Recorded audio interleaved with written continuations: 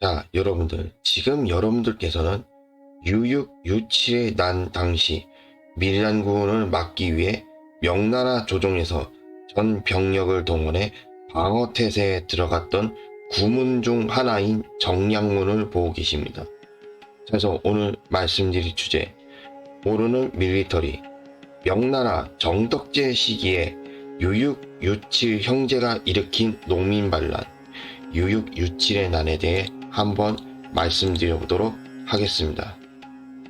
자, 여러분들 안녕하십니까. 자, 오늘도 잘 알려지지 않은 내용들만을 설명하는 범생나 채널 한번 시작해 보도록 하겠습니다. 자, 제가 오늘 말씀드리기로 한 주제 바로 유육유칠의 난이라고 해서 명나라 정덕제 시기에 일어났던 반란 중에 이제 농민반란이라고 할 수가 있겠는데요. 이 유육유칠의 난이라 부르는 이유가 당시에 이제 이 농민반란을 주도적으로 일으켰던 인물의 이름이 유육유칠 형제라고 나오는데, 이름부터 이제 유육유칠이라고 이렇게 부르는 이유가, 제가 알아낸 사실로는 이 유육유칠의 이 유씨 집안에서 이제 한 7명 정도의 형제가 나온 걸로, 네, 그 정도로 알고 있는데, 그러다 보니까 이름을 지을 때도 이제 숫자를 붙이는 거죠. 이제 유6 같으면 이제 6자, 유7 하면은 7자. 그러니까 유6은 이제 형제들 중에서 6째, 유7은 또 7째가 되니까 그런 이유로 해서 이제 숫자를 붙여서 이제 이름을 지을 때 유6, 유7 형제라고. 네, 그래서 이제 유6, 유7 형제가 일으킨 이제 유6, 유7의 난이라고 그렇게 부르는 건데, 근데 이게 또 문득 한번 생각을 해보면은 이렇게 특히 중국에서 일어났던 농민 반란들 중에서 이렇게 2명의 인물이 주도적으로 일으킨 반란이라 했을 때, 오늘날까지도 가장 유명한 농민 반란 하면은 초안지에 등장하는 이제 진승 오광의 난이라고도 할 수가 있겠는데요. 그러니까 진승 오광의 난 같으면은 이 진승 오광이 일으킨 이 농민 반란에 의해서 이제 진나라가 멸망하는 원인을 초래하게 했고, 이제 그러면서 이제 초안지의 시작점을 알린, 그런 농민 반란이라고 할 수가 있겠죠. 그리고 참고로 이 진승오광 이 두 인물은 둘은 형제가 아니에요. 기록을 보니까 형제가 아닌 걸로 나오고 있고, 그냥 2명의 농민으로만 이렇게 나와 있더라고요. 예.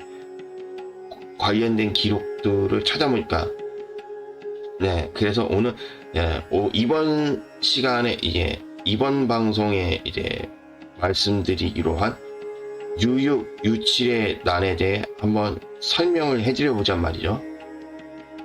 유육, 유칠의 난은 1510년에 중국 명나라에서 유육, 유칠 형제가 일으킨 농민반란으로, 또는 뇌물 때문에 반란이 일어나서 뇌물의 난이라고도 부른다고 하는데, 이 용례는 한국 인터넷에서만 발견되어서 검증이 필요하다고 하는데요. 또 경제 사회적으로는 명나라가 전부터 유지해온 마정, 즉 말 관련 정책에서 비롯된 것이라고 합니다. 또 명나라의 주족은 북방의 북원으로 북원과 싸우기 위해 기병을 육성할 필요가 상시 존재했다고 하는데요. 명나라는 이를 위해 화북 지역 백성들을 마오로 지정하여 말을 키우도록 강제로 할당했다고 합니다. 이 마오들의 고초는 이루 말할 수가 없었는데, 국가가 할당한 수만큼 말의 수를 늘리지 못하거나 말을 돌보지 못해 죽으면 말의 값을 국가에 배상해야 했다고 하는데요. 이는 어렵지 않아 보이지만 명은 평화가 오래 계속되자 인구가 늘어 각 호가 보유한 토지의 수는 갈수록 줄었는데 명은 인구가 늘었으니 마오로 지정할 수가 늘었다며 마오를 더 늘려서 한 가구가 부담하는 양이 갈수록 더 늘었다는 것이 엄청난 문제였다고 합니다.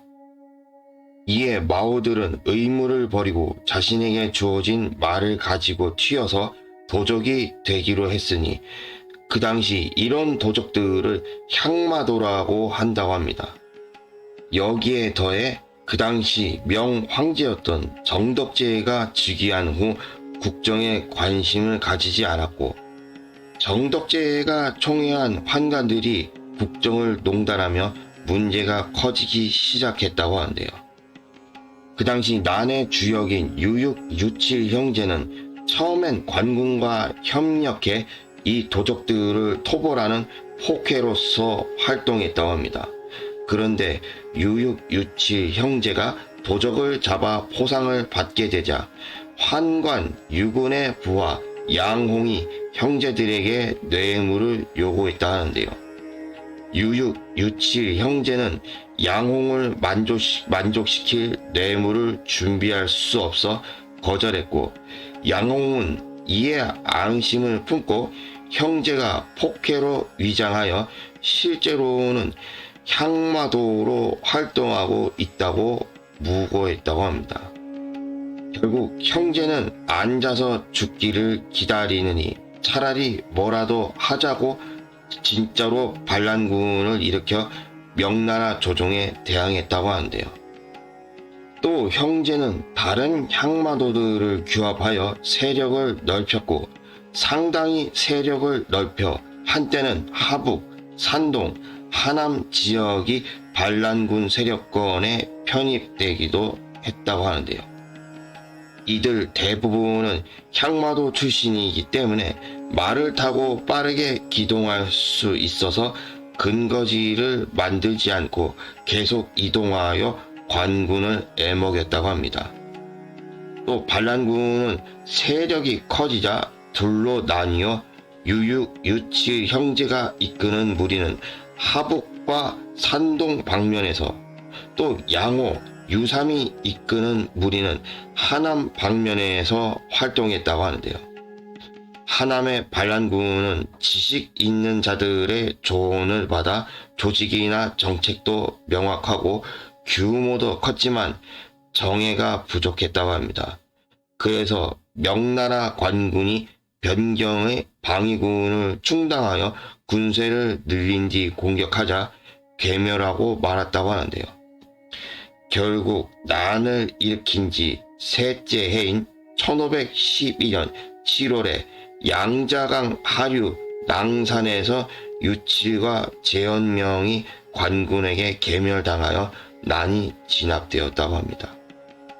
그렇다면 이제 여기에서 몇 가지 지난번에 이전에 방송해드렸던 안하왕의 난에 대해서 이제 몇 가지 좀 정정 보도를 좀 해줘야 될 것 같아 보여요. 뭐냐고 하면은 지난번 안하왕의 난에 대해서 이제 방송을 했을 때 그때 맨 처음에는 이제 안하왕이었던 이제 주치번이 주원장의 이제 16번째 아들이라고 하고서 그렇게 소개를 해드렸었단 말이에요.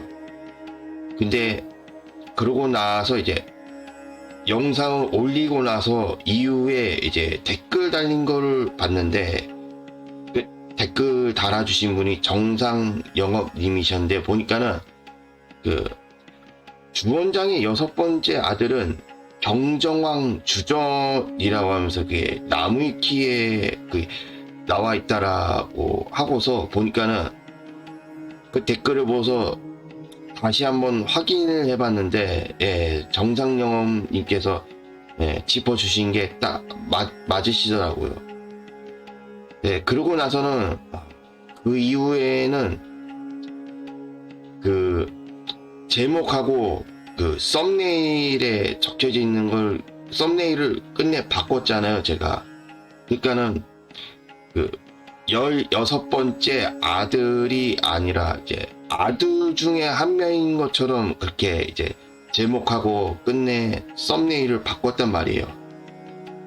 그러다 보니까는 그 댓글을 달아주신 이제 정상영업님에 대해서는 이제 정확하게 짚어주신 거니까는 그 점에 대해서는 나름 감사드린다는 생각을 가지고 있어요.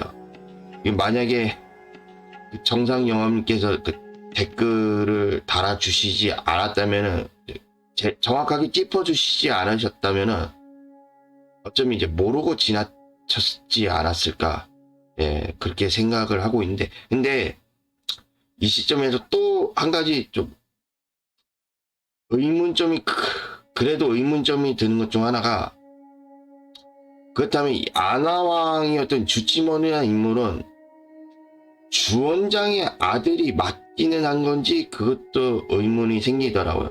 그래서 다시 한번 찾아봤는데 확인하고 나서 보니까 주원장의 아들은 아닌 것 같은 게, 주원장의 아들 중에서 주치먼이라는 인물은 나오지도 않았더라고요. 물론 인물들 중에 아들 중에서 또 아나왕이라고는 있었지만은 이름부터 달라요. 주인이라는 인물로 그렇게 아들 중에서 그렇게 이름이 나오는데, 그러다 보니까는 만약 이제 주치번이라고 하는 인물이 주원장의 아들이 아니라면은 대체 황제들 중에 누구의 아들이었는지 그거를 파악을 할 수 있으면은 뭐 찾을 수 있으면은 좀 괜찮겠는데, 여전히 그걸 명확하게 그것까지는 아직 알아내지를 못하다 보니까, 만약에 혹여라도 좀 이 부분에 대해서 좀 자세하게 알고 계시는 분이 있으시다고 하신다면은 좀 댓글이라도 달아주셨으면 좀 감사하겠습니다. 저 스스로는요. 자, 그래서 오늘 이렇게 유칠의 난에 대해서 한번 방송을 해드려 봤고요. 다음번에도 알려지지 않은 모르는 밀리터리를 통해서 다음번에도 당분간은 명나라 정덕제 시기에 일어났던 일들을 통해서 한번 방송을 해드려 볼 테니까요. 자, 그래서 저는 오늘 이만 여기서 마치는 걸로 하겠습니다. 자, 그래서 오늘 저는 여기서 이만